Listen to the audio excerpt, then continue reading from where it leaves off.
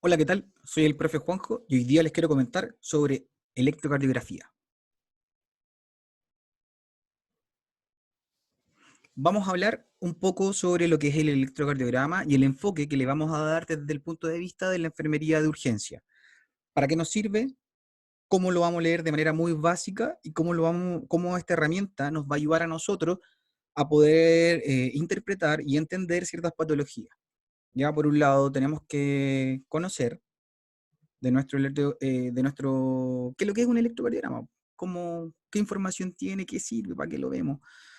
Necesito que sí, por su parte, conozcan la anatomía coronaria, cómo está constituido un corazón, cómo se mueve, cuáles son sus flujos, para poder entenderlo desde otro punto de vista también. Eléctricamente vamos a hablar que el impulso eléctrico nace en, en el nodo sinusal, va a ir siempre desde arriba hacia abajo, de derecha a izquierda. Como les dije recién, nace en el nodo sinusal, pasa al aurículo ventricular, luego se va al haz de His y finaliza en la red de Purkinje. ¿Ya? Este es el recorrido que hace el impulso, con lo que genera la contracción cardíaca, y básicamente esto es un latido coronario con los flujos de eyección y todo lo demás que ustedes ya conocen anatómicamente del corazón. El electro, que lo que hace básicamente mide la actividad eléctrica del corazón. ¿Y cómo hace esto? Mediante electrodos que nosotros colocamos sobre el paciente para captar señales en forma de líneas sobre un papel. Eso es el electrocardiograma. Pero cada vez que nosotros nos vemos enfrentados a un electrocardiograma, nos preguntamos qué son cada una de las líneas que está ahí, porque es bastante la información que entrega. Tengo muchas líneas y yo no lo logro entender. ¿Ya? Vamos a tratar de explicar línea a línea y para qué nos van a ir sirviendo cada una. Para empezar, vamos a hablar de ondas. ¿Ya? Las ondas son el paso de este impulso activador a través del sistema de conducción.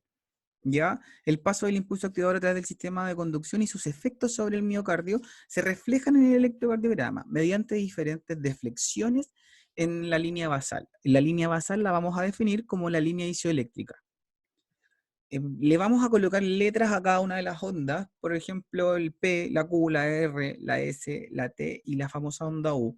¿Hay más ondas? Sí, pero necesito que manejemos esta para poder avanzar. Recuerden que estamos hablando de electrocardiografía básica para poder seguir avanzando. La primera onda que a nosotros nos aparece es la onda P, la cual nos refleja a nosotros la despolarización auricular. Su forma varía de una derivación a otra, aunque suele ser por lo general redondeada. Va a presentarse negativa en ABR, positiva en otras derivaciones y puede ser variable en algunas otras. ¿Ya? Positiva en D1, D2, ABF, B3 y B6 y variable en D3, ABL, B1 y B2. Su altura, la cual demuestra el voltaje, no suele ser superior a 2,5 milímetros, y su duración, que la vamos a ver en la extensión de línea de tiempo, por decirlo así, suele ser menor a 0,10 segundos. ¿Ya? De 0,10 a 0,12 segundos en tiempo, y en altura no mayor a 2,5 milímetros. Como la pueden ver ustedes en un electrocardiograma, la onda P debe ir antecediendo un complejo QRS y debe tener esta forma redondeadita. El intervalo PR, o conocido también, o nombrado en alguna literatura, o el PQ, comprende desde el inicio de la onda P hasta el inicio del complejo QRS, ¿ya? Y su parte isoeléctrica. Tenemos un espacio isoeléctrico ahí. Esto básicamente lo que hace, mide el tiempo de conducción auriculoventricular a través del nodo auriculoventricular. ¿Ya? Representa el retardo del impulso al pasar por el nodo auriculoventricular, y en tiempo tenemos que es de 0,12 a 0,20 segundos. Ya, tal como comentábamos recién, de 0,12 a 0,3 segundos nos va a mostrar el segmento PR.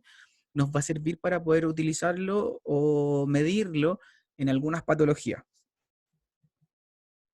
El complejo QRS, acá tenemos la unión de varias ondas, tres ondas que forman un complejo. Representa el tiempo de despolarización ventricular y va desde el inicio de la Q hasta el final de la onda S. La Q, que representa la despolarización, digamos, septal. La R habitualmente representa la despolarización del ventrículo izquierdo. y la S representa la despolarización de la parte lateral alta del ventrículo izquierdo. Ya en tiempo vamos a tener que el QRS debe medir entre 0,06 a 0,12 segundos. Y si eso lo tuviéramos que medir en cuadrados pequeños, va a ser de 1,5 a 3 cuadraditos pequeños. Independiente de la frecuencia cardíaca, deberíamos tener más o menos ese intervalo. ¿Ya? Deberíamos tener de 0, la información que les tenía recién, de 0,06 a 0,12 segundos. El segmento ST y la onda T representan la repolarización ventricular. Por un lado, el segmento ST comprende desde el final del QRS, aparece un punto llamado el punto J, que cuando está elevado el segmento se logra visualizar, hasta el inicio de la onda T, y es generalmente isoeléctrico.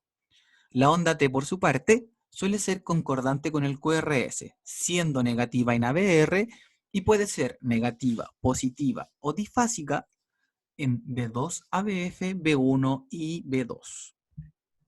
Vamos a encontrar la onda T y el famoso segmento ST siguiendo al complejo QRS. Tenemos otro intervalo, el intervalo QT, es la expresión eléctrica de la despolarización y repolarización ventricular. Comprende desde el inicio del QRS hasta el final de la T. Y por último, alguna literatura habla de la onda U, generalmente no aparece, su significado es incierto, y si aparece o ustedes la ven en alguna parte y la estudian, nos va a hablar que se trata de la repolarización de la red de Purkinje. Si juntáramos toda la información que tenemos hasta el momento, esto parte con una onda P, seguido por un complejo QRS y finaliza con una onda T.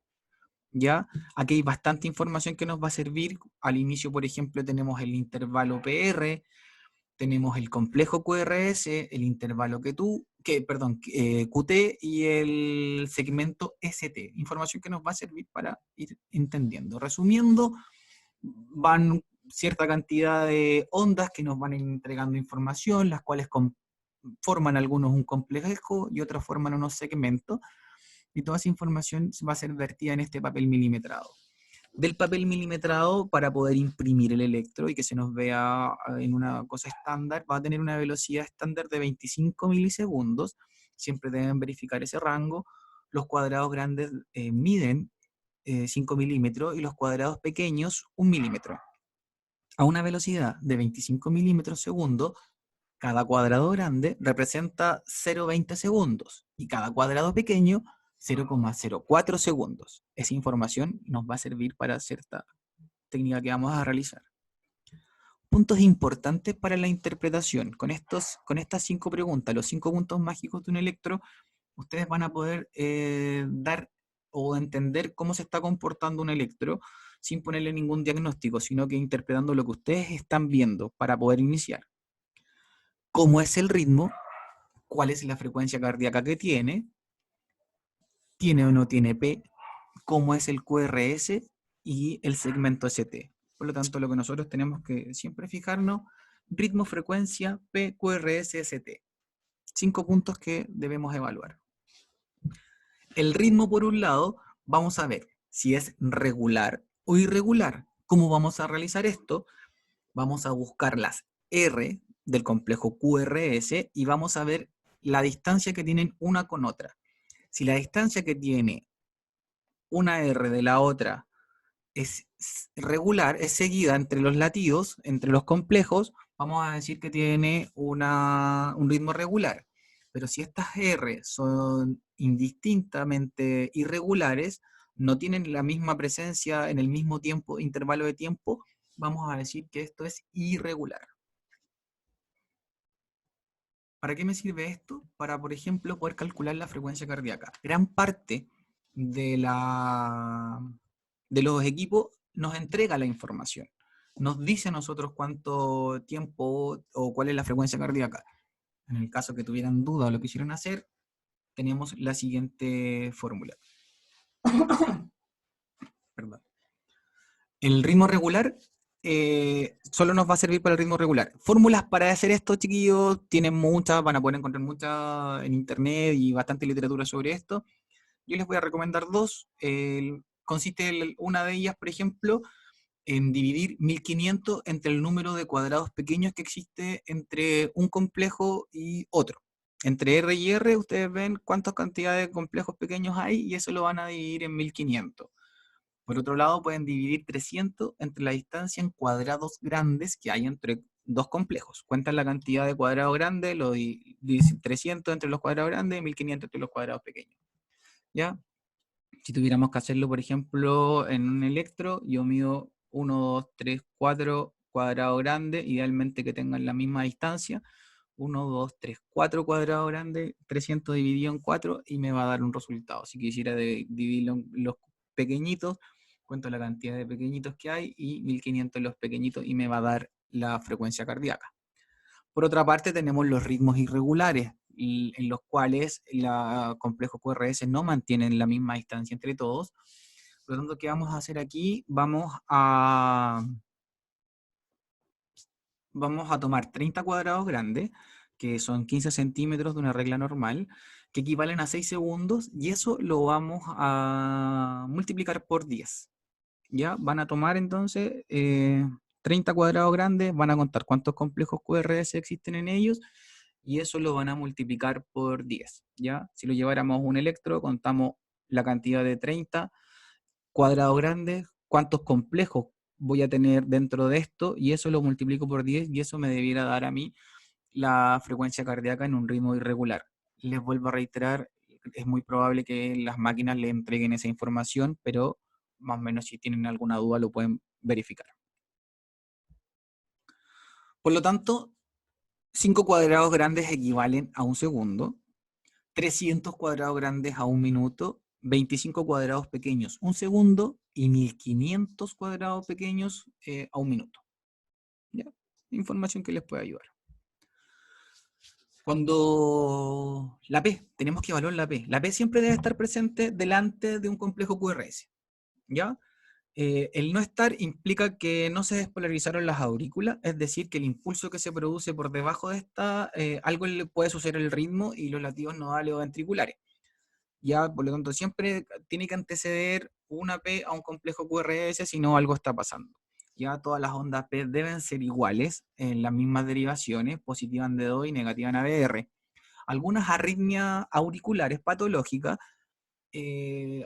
presentan la onda P ciertas variaciones. Por ejemplo, el caso de la fibrilación auricular, aparecen las ondas F, que son irregulares y caóticas cuando tiene que estar esta onda.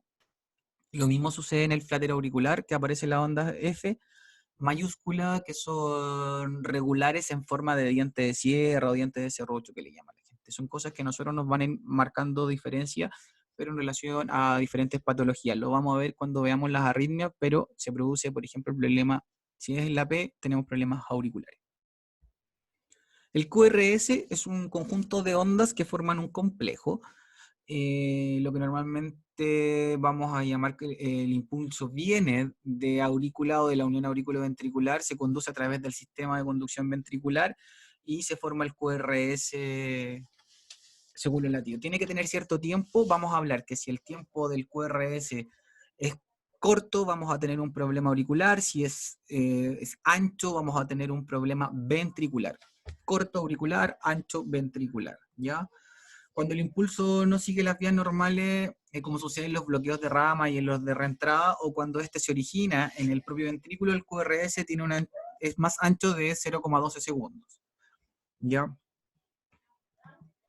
Cuando hablamos del segmento ST y la onda T, la elevación anormal del ST nos puede mostrar lesión miocárdica, pericarditis o una embolia pulmonar, y por otro lado, una onda T alta, o la famosa llamada las T picudas, nos puede hablar de una isquemia miocárdica o una hiperpotasemia.